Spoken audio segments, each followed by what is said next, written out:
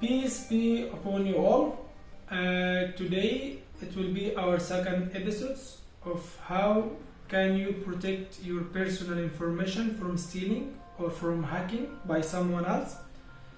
I have already made one episode about how can you communicate using the two-factor authentication. I will leave link below if you are in the description box, or if you are watching this video on YouTube, you will find link appearing on the top somewhere. So please give yourself a time to watch this video till the end, because I'm pretty sure that each single information I'm going to mention in this video, it's going to be benefits for you to protect your own personal data. And I hope at the end of the video, if you think that you really get a useful knowledge and information, please share it with others, because maybe it will be a reason for someone else to protect its own data and information. My name is Ahmed Sami. I'm a software engineer. I love to share knowledge, and that's the reason and the purpose why I'm doing all these videos. Okay, our today's episode, it will be about how you by yourself can allow someone else to steal your data or hack your own or your personal information. Because in some situations you are allowing others to do that instead of someone else do it in behalf of us. So there are 5 methods could someone steal your data. These 5 methods are not technicals. Most of them are for normal users. Every one of us using this websites or social media or accounts or whatever could fall in one of these mistakes. We'll start by first one. It will be the physical mistake. What's mean by that? It means that you are sitting in a public place, and in this place you would like to grab something from where you decided to leave your own stuff and your personal stuff on the desk, and then you left to grab something and come back later to catch your stuff. This is a huge mistake, especially if you have the feeling that, okay, I know the workers around here, the employees, but maybe someone will take your stuff is not already from here. Plus, don't motivate the bad things in others, because maybe someone will see your stuff, oh my god, it's very expensive, oh I don't have it, I don't have the ability to get it, so I will take it, because this man who has this stuff for sure he have a lot of money and he can get more. So we are human beings and we have already witness points, so don't leave your things then you wake up this witness point in someone else. It's not excuse for sure for this person to do that, but protect your own stuff at least. Okay, that's the first point about it, is leaving your things in a public place. Second point, it's sometimes when you reserve a hotel or apartment or whatever where you would like to reserve a place, a private place, and you finished doing things, then you left your stuff also inside this private place, then you left. Maybe someone from the room service or whatever who has access to this place already after you left. So he found you also your things, it looks like in a public place, and again we are motivating the bad things inside people, then he steal your stuff and left because he can't afford it. So what you should do to protect yourself from such a physical situation? First one, that if you are in a public place, make sure to do one of 2 things. If with you someone is sitting that you trust 100%, you can leave your stuff with this person. If no person, please take your stuff with you, whatever and whenever and wherever you are going. Okay, that's the first one. Second one, if you reserve something, please ask about a physical safe. It will be great if this physical safe use some combination of numbers so that you can adjust these numbers depends on your need. So by this way, at least you'll be sure that when you left this place, your stuff inside a safe place.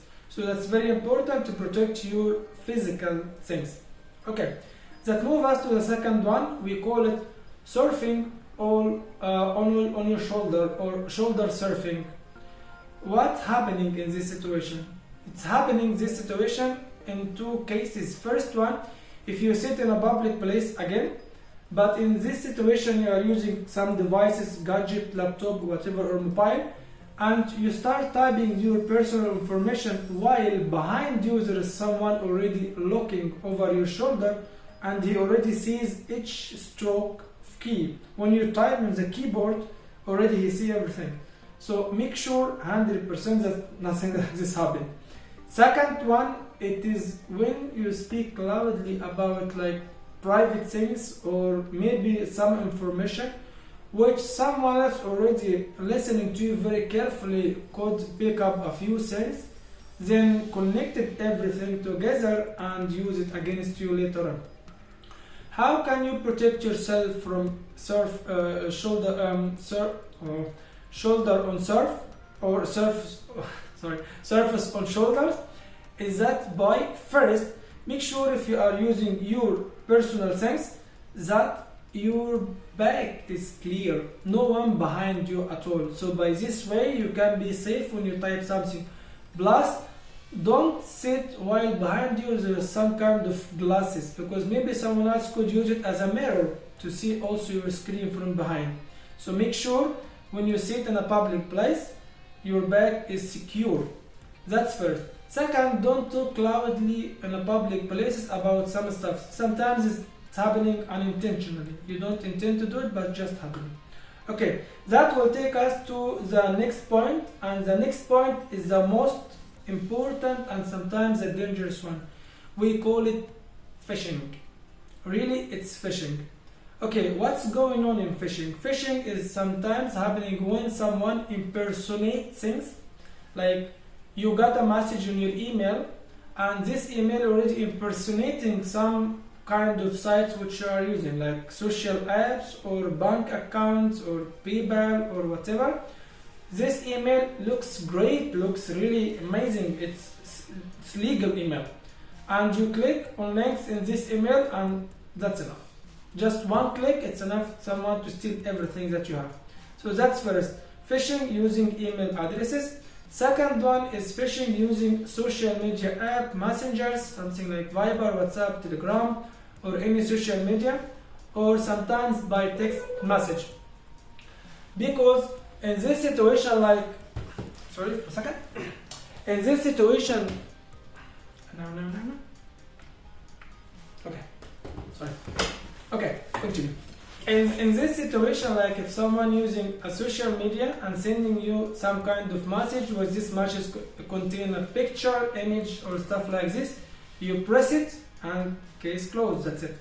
Also, it looks legal, by the way. Most of the phishing stuff, they are happening legally, redirecting you to a legal website. You look at the beginning, oh my god, this is the site where I should get in.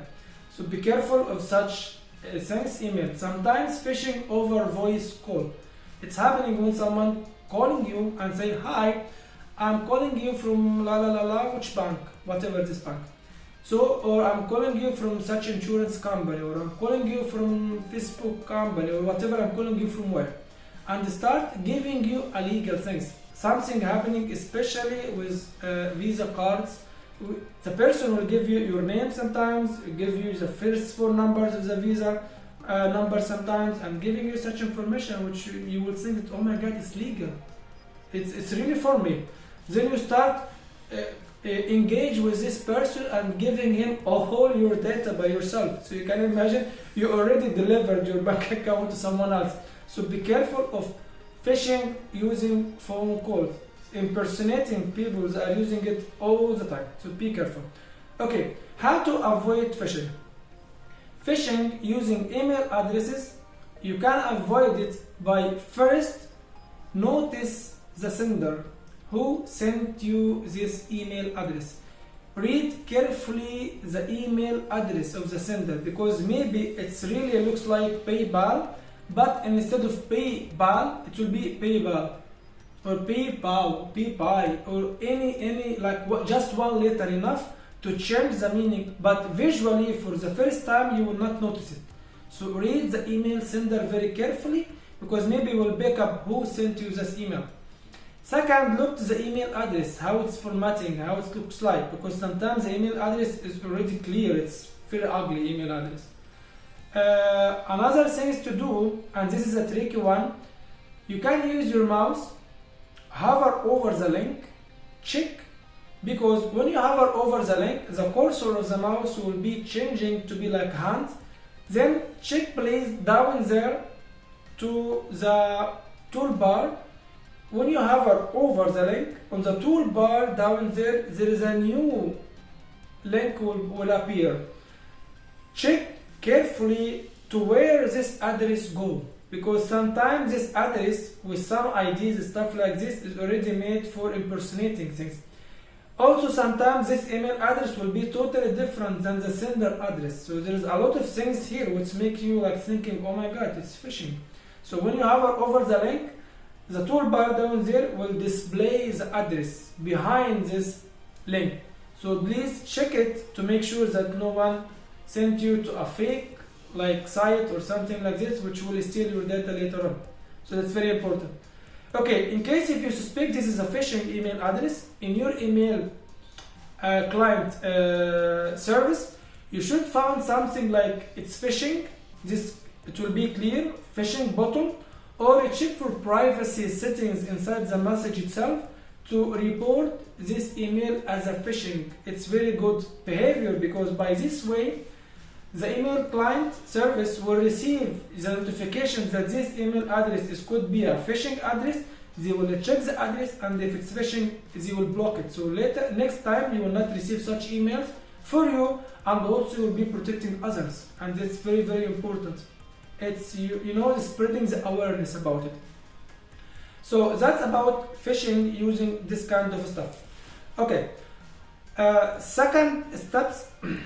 It's using the social media. Don't press images, don't accept such messages like Facebook or Apple or whatever. They have such a price and they're giving everyone clicking this link, I don't know, 100 minutes of free communicating all over the world, stuff like this, because they are not safe. You don't know who behind such emails, you don't know that. So don't click any random emails, don't click any random message, don't click any images that you don't know the source. If you are not waiting for some messages, ignore it, delete it, make it as a spam. Because really, sometimes it's enough to accept one click, just one, and you lost everything. You can imagine if this email already your job, your work email, so you can jeopardize the security of your company by just clicking one click. So be careful of this phishing or this type of phishing emails. Even text message which coming to your phone, sometimes it's happening the same. The formatting is great, it looks like really legal, but also it should be something in this which you can notice. First, are you waiting for such a message or not? It's very question to ask yourself. Do I am waiting? Do I am participating in such subscription or not? You should ask yourself such question before answering any message coming to your phone. It's very, very important and very good behavior to do it. I hope that I was able to cover the phishing point, how to protect yourself and what it is and how you are doing it. Second, the fourth is man in the middle. What's mean man in the middle? Most of us, when you go to some malls, some shops, whatever cafe, they have a free internet, free Wi-Fi. So you can't find it, oh my god, it's free Wi-Fi. Then you log in and you start type there all your personal information like your password, you log in into your bank account and everywhere. Man in the middle, he is a person sitting somewhere around waiting for some victims using this network and start stealing their data, because already you went inside and you typed everything inside unsecure network. So be careful of that. Second part of man in the middle, it's sometimes the USB connector which you can find like in buses, in hotels, in restaurants, in some places. I don't say that these places are they are wanting to steal your data. I'm not saying that, but I'm saying that you don't know who installed these things, and maybe someone did something unintentionally behind everyone else. So just be careful of that stuff. How to avoid such situation, man in the middle situation? First of all, if you found the public Wi-Fi, make sure it's secured Wi-Fi. It's not just Wi-Fi, secured Wi-Fi. Make sure it's trusted Wi-Fi. It's not just for everyone, trusted one that you can use. If you have to log in, but don't use any credentials or any confidential information over this network. Like, don't go there to type your bank account, password, and everything that you have inside this unsecure Wi-Fi, because you don't know who is there, who is waiting for your information to come in his hand. So, and if you really should use this Wi-Fi, at least you should be familiar with something, you call it VPN. VPN, it will make your connection a little bit secure to the destination where you want to connect. So please, if you don't know what's VPN, maybe you can make episodes about it, or you can search online so you can find what's it VPN for communicating. So that's first, using public Wi-Fi. Don't use any confidential credentials on this when you are using public Wi-Fi. Second point, like USB everywhere. If you really need to charge your phone in somewhere, so I'm suggesting you the simple one, just buy a power bank, at least a reserved battery in your bag. It could protect your data from any place that someone else can steal. So buy a power bank, it will protect you. Or if you really need to charge your phone, you don't have power bank, you can take with you the charger and just ask the place where you are, please do you have a plug-in, then plug your charge, and that's it, and you can work safely. It's very important point. That 4 points will take us to the fifth, and the fifth, it will be the results of any mistakes of the 4 first points. We call it rootkits. What's the meaning of rootkits? Rootkits is a software someone installed into your devices in order to activate this kits later to steal your data, sniffer over your data, or when you type things in the keyboard, this person will take every single character that you wrote. You can imagine that this person will totally have a control over your devices. So any mistakes from the first 4 points will lead to this rootkits. How to avoid rootkits? If you should, because sometimes rootkits could happen not from the first 4 points, sometimes it's happening because you asked one of your friends and giving you any USB device to just plug it to take like movies or something from this USB. So the first defense for you is always updating your operation system. Make sure that your operation system is up to date. By this way, you will have a patches for security already installed with the latest founded, maybe some malware or viruses. That's first. Second one, don't plug anything in your device without scanning it with antivirus if you have antivirus, or at least you can use the your Windows protection, Linux if you are using already Linux has different, Mac or whatever. So I mean that you should scan, make sure that this device is clear and free of viruses. In some situations there is auto-run viruses, which when you double click over any USB, it will auto-run something, and then this something will like spreading in your computer, like ransom or whatever. So you can do like a workaround by just right click over what kind of flash or USB you would like to open, right click then open. I think that will minimize this auto-run issue, but try as you can to make sure to scan this device. Those 5 points I have highlighted, they are for a normal user, not a technical user, because there is another things, but it will not be your mistake as a user, it will be a development, a software engineering things, so it's something different. If you follow these 5 points, I'm pretty sure that maybe you will be safe, like almost in any place. So please make sure to be safe. I hope that this information was useful for you and for everyone else. If you really think that this information was useful for you, I hope that you share the video with others in order to maybe save someone else's information. Thank you so much for watching. I wish for you a great time, a safe time, and enjoyable life, and happily and ever after. So, and see you next time for something else. It was great and a pleasure to introduce you this video. Peace be upon you. See you.